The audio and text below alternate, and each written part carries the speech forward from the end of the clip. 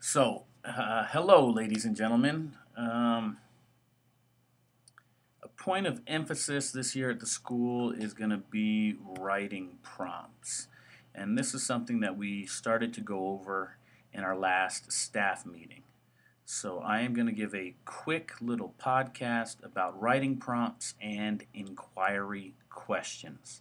My background is in social studies as far as being a teacher, and so I'm going to use uh, social studies as an example.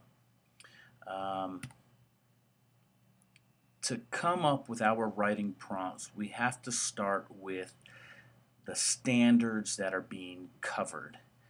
This is the Hexter map for American history. And the first three standards here about gathering and analyzing historical information, constructing and defending a written historical argument, and differentiating between facts and historical interpretations.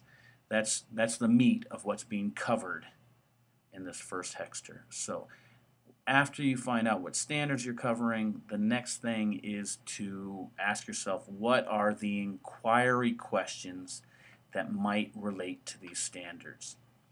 The inquiry questions can be found by looking at the Colorado State standards. So for high school, here we are. We have History 1. We have that prepared graduates will develop and understand how people view, construct, and interpret history. And this is that um, first standard about historical method of inquiry and evaluating primary and secondary sources. So I want to bring your attention to the highlighted area, the inquiry questions. Every standard has these. So here we are, zooming in a little bit. There are 6 questions here. The first one is about the point of view and how that impacts history. The next one is about what makes an event significant versus noteworthy. 3, what if war is told by the losing side? 4, historical questions, why are they important? 5, historical thinkers use primary and secondary sources. And then 6, how might historical inquiry be used to make decisions on current issues? So anyway, there are your inquiry questions. So we go from standards to inquiry questions. Then we need to get into specific content. What is the content you're teaching? So, for instance, we're talking about American history. Maybe we're talking about the American Revolution. A little bit more specifically, we're talking about events leading to the Revolution. And even more specifically, we're talking about the Boston Massacre. So, here are some basic facts about the Boston Massacre, something for you to think about. American colonists surrounded, verbally abused, and threw objects at British soldiers.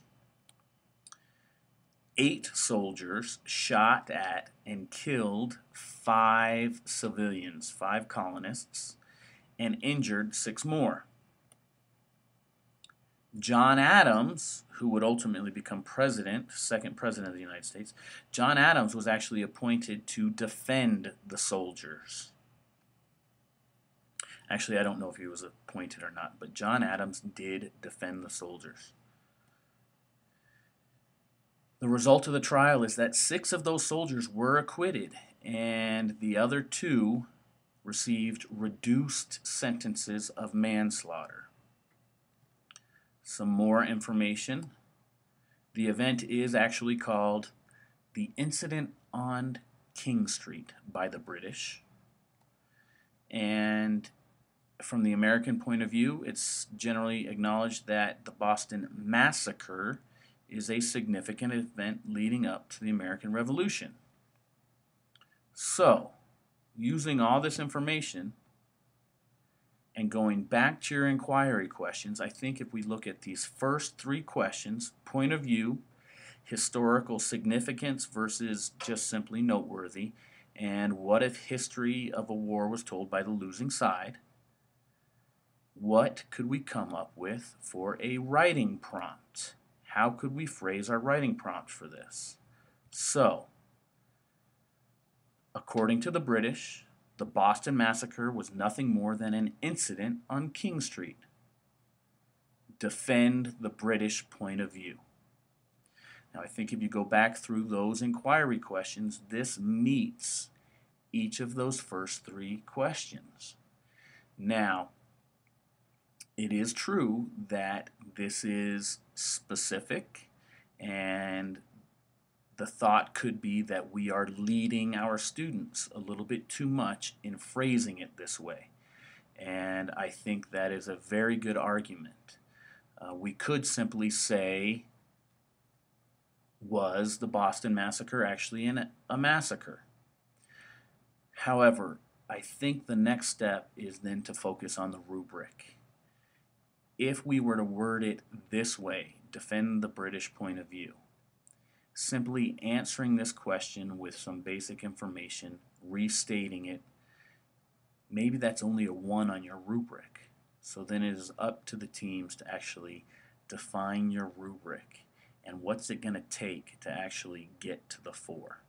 I'm not going to cover that in this. I just wanted to go through the steps for how do we come up with our writing prompts.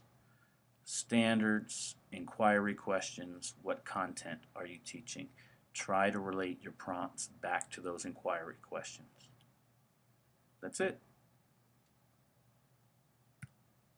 This has been another amazing McWayne's Class production. His Macadociousness Incorporated.